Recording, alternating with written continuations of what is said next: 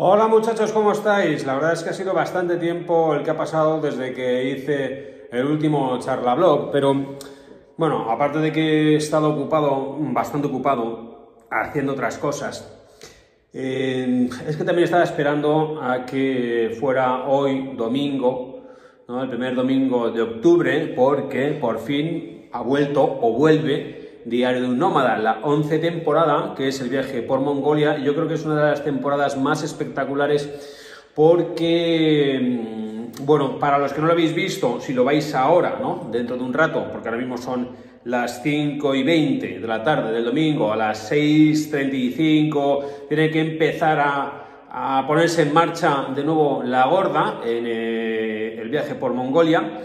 Pues a diferencia de otras temporadas que han tenido unos primeros episodios normalmente de preparativos, de explicación de qué es lo que vamos a hacer, en este caso, como se trata de la segunda temporada de Las huellas de Gengis Khan, pues retomamos donde terminó la anterior temporada, que fue a 70 kilómetros de la frontera con Mongolia. Así que digamos que la temporada empieza a lo bestia desde el principio, no como en otras anteriores, que tenía una progresión hacia el destino de aventura, sino que este ya es destino de aventura desde el principio. Pasamos la frontera rusa, después la frontera de Mongolia y ya nos metemos en el jaleo a tope. Así que el primer episodio es bastante heavy y van todos más o menos así. Y esta es, bueno, pues una gran temporada que espero que os guste, os divierta y os enseñe algunas cosas curiosas sobre Mongolia. Porque, bueno, una de las constantes de mi trabajo es no solamente hacer los viajes, enseñaros la dificultad del camino, las personas reales con las que me encuentro,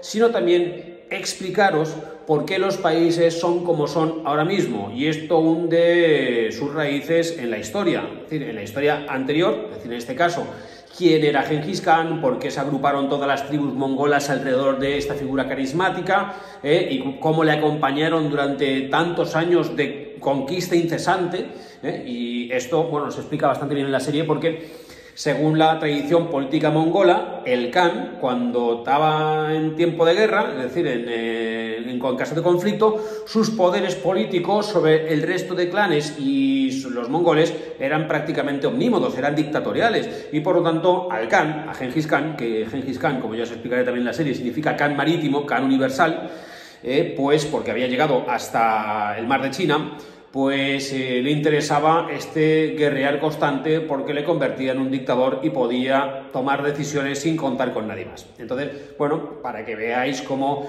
los reflejos que vemos en nuestros políticos actualmente son los mismos que existían en la antigüedad. Es decir, cuando una vez se llega al poder, lo que se quiere es ejercer ese poder de forma absoluta y sin cortapisas ni contrapesos. Y eso hizo Gengis Khan. Lo que pasa es que Gengis Khan era un tío bastante inteligente y supo ahormar su estrategia política y guerrera para hacer que su imperio durase, y por lo tanto no tuvo, digamos, contestación interna, sino que todos los mongoles se unieron con él y murió guerreando. Entonces, bueno, pero murió después de haber conseguido el imperio, la extensión territorial más grande de la historia. Luego lo que pasa es que, bueno, como no había construido carreteras, ni se había protegido las ciudades para lucrarse con el comercio que ejercían, pero no había establecido ninguna fundación. De hecho, no tenía una capital, ¿no? Karakol, que es una ciudad que veremos después en el Karakorum, ¿no? Que es una ciudad que veremos después en la serie, pues se convirtió en la capital de los mongoles muy posteriormente a Gengis Khan, porque antes no era más que un campamento de yurtas. Entonces, bueno,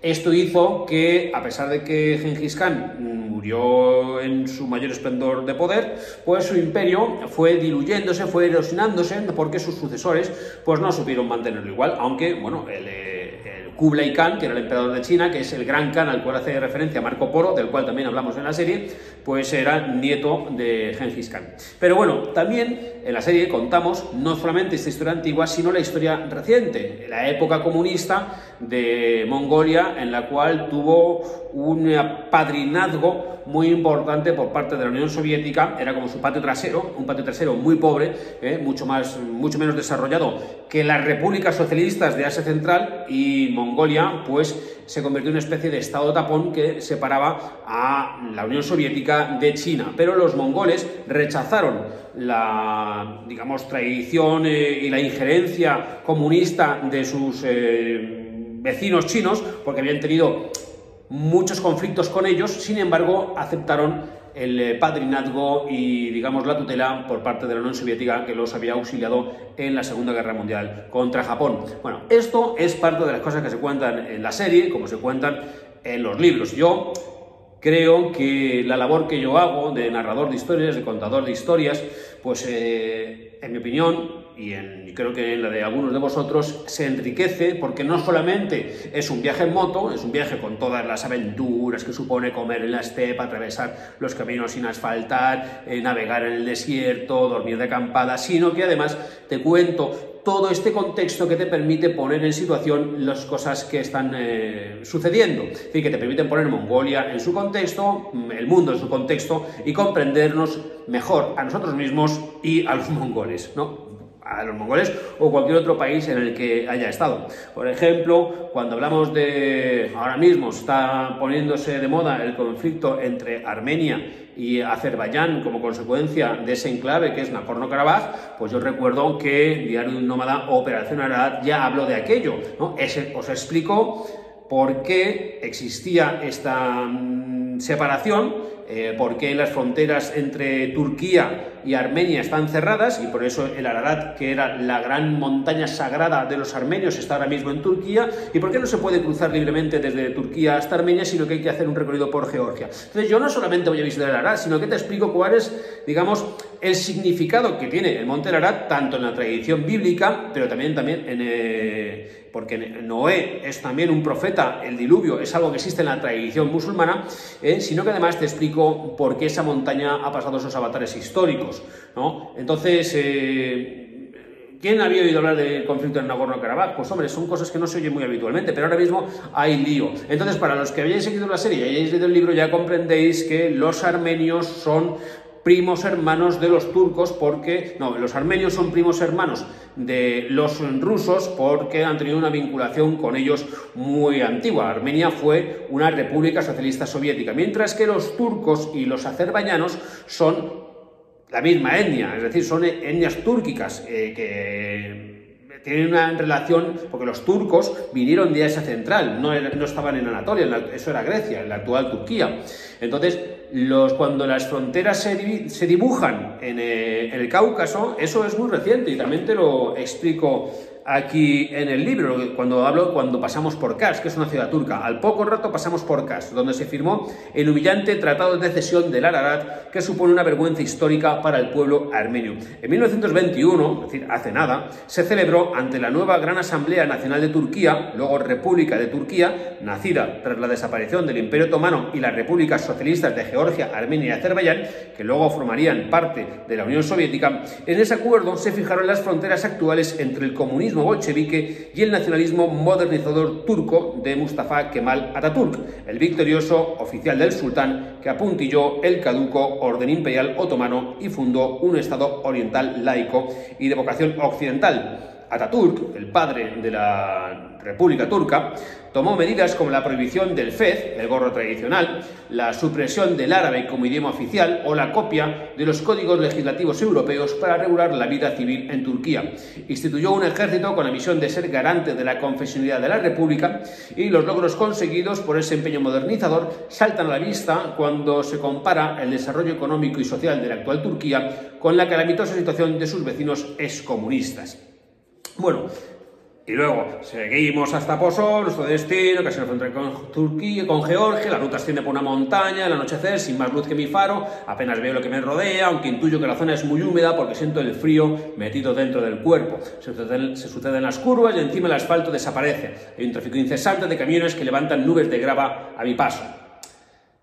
Bueno, pues esto es, ¿no? Es que te cuento un poco la historia en términos que puedas entender y después te sigo explicando el viaje. Yo creo que eso es lo que, digamos, otorga valor, o al menos un rasgo diferencial a Diario de un Nómada, a mis publicaciones, respecto a la mera narración del viaje de aventura. Porque yo creo que eso es lo que a mí me gustaría conocer. A mí me gustaban los documentales, me gustaba el informe semanal, me gustaba conocer y comprender el mundo, y por lo tanto cuando yo viajo por el mundo es para conocerlo mejor. Entonces no simplemente para superar dificultades en moto, que es muy divertido, sino también para conocer mejor el mundo y las gentes. Entonces eso es lo que yo trato de explicarte en mis libros y también en la serie Diario de un Nómada.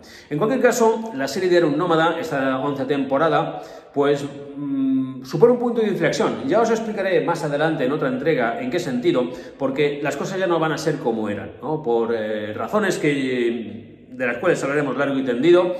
Va a haber un cambio y bueno, yo espero que, aunque vamos a seguir viajando en moto, no lo vamos a contar como lo estábamos contando hasta ahora, ni quizás en el mismo sitio, pero seguiremos contando cosas y espero seguir disfrutando tanto como he hecho con todas estas temporadas, 6 años seguidos de la producción de una serie de viajes en moto que a mí, cuando me lo hubieran dicho pues hace 10 años, pues hubiera flipado, ¿no? Que yo estaría haciendo esto. O sea, me parece que es algo maravilloso el que la vida me haya dado esta oportunidad de dirigir y producir y protagonizar mi propio programa sin que nadie me diga lo que tengo que hacer ni lo que tengo que decir. Y además es una de las cosas que también justifican estos cambios, porque uno no acepta imposiciones a esta edad.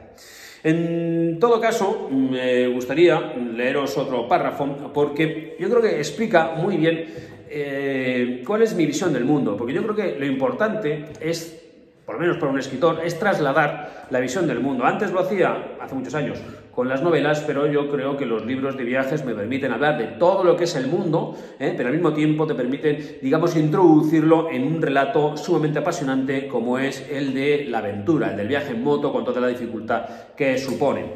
Entonces, después de tantísimos viajes que he hecho por el planeta, hay un párrafo que os destaco en este libro, Diario de un Nómada, Operación Arad, cuando digo que el mundo está compartimentado en estados, territorios cerrados donde los gobiernos respectivos ejercen lo que llaman soberanía nacional. Para la mayor parte de la humanidad, esta definición teórica significa en la práctica que un dictador ejerce poder absoluto sobre su amedrentada población hasta donde llega el poder del dictador vecino. Las líneas de separación son a veces auténticos territorios sin ley, reinos de la arbitrariedad o asoladas tierras de nadie entre naciones en guerra fría o caliente. Su visita turística no es recomendable, pero en un viaje motociclista alrededor del mundo resulta imposible evitarlas y practicar lo que podría ser considerado un nuevo deporte de aventura para el que hay que estar preparado o sobre aviso. Las fronteras africanas, por ejemplo, son el caos que uno ya se espera de antemano. Tumultuosas y animadas parecen ferias con cientos de buscavidas ofreciendo sus servicios como cambistas o gestores de ocasión que facilitan los trámites burocráticos. En mi periplo hacia Ciudad del Cabo, que quise entrar en Zimbabue, un país en descomposición. En el paso de Chirundu topé con un agente de policía que no quería dejar pasar la moto, pues según decía podía ser robada. Estábamos dentro de una habitación cerrada y oscura, incrédulo, le miré y le propuse la intermediación de un presidente americano. ¿De cuál de ellos estamos hablando?, preguntó con un palillo asomando entre los dientes. ¿Qué tal Andrew Jackson?, sugerí. No, ese no me vale, mejor Ulysses S. Grant. Y así fue como el presidente, cuyo rostro aparece en los billetes de $50, me ayudó a cruzar. El poder de convicción del bueno de Jackson, quien adorna los de $20, resultó muchísimo menor. Bueno, esta anécdota que os acabo de contar, los que hayáis leído el libro Un millón de piedras, la conocéis perfectamente porque está descrita con todo detalle allí. Yo, como sabéis, vendo los libros, los vendo dedicados, forma parte también de mi actividad el escribir, pero sobre todo el recoger vuestros correos, leer vuestros comentarios, flipar muchas veces con la cosa que me contáis, porque no tengo community manager, yo soy quien recibe directamente el correo, quien lo lee y quien lo contesta, y os envío los libros dedicados, 2 por 34 pavos, o si quieres la colección completa de 6 títulos por 90 euros. Si me pides 3, 4, pues ya sabes que te hago precio, te sale más barato que una librería, y sobre todo te llegan dedicados personalizadamente, y sabes que lo que tú compras es directamente para financiar también estas aventuras. Entonces, bueno, yo creo que es un círculo muy bonito el que hemos cerrado en esta comunidad, donde vosotros veis mis vídeos, yo os dedico los libros, sabéis, conocéis a detalle los detalles, o sea, la realidad que hay detrás de Diario de un Nómada, que soy solo yo, que no hay una gran productora detrás y que, bueno, la serie se hace con pocos medios, pero con mucha pasión, porque en realidad lo que me gusta es contar historias, contárosla a vosotros y saber que al otro lado siempre hay gente que capta los matices de las cosas que cuento. Hay quien se queda en la superficie, simplemente ve los vídeos, o se ve a un tío en moto, y luego hay muchos de vosotros que indagáis, profundizáis y comprendéis cuál es el mensaje último que quiero contaros, y también yo creo que sois los que mejor me conocéis, aquellos que leéis mis libros. Ya sabes, si los quieres dedicados, me escribes a través de mi página web, miquelsilvestre.com, y espero que hayas visto el episodio o que lo veas y ves este vídeo antes de las 6:30 y que comentes qué te ha parecido y si tienes ganas de ver los 12 episodios restantes. Venga, muchachos, disfrutar el viaje por Mongolia y pillarme algún libro, y si no, pues haced lo que os haga de la polla, como siempre os digo al final de este vídeo. Venga, hasta luego.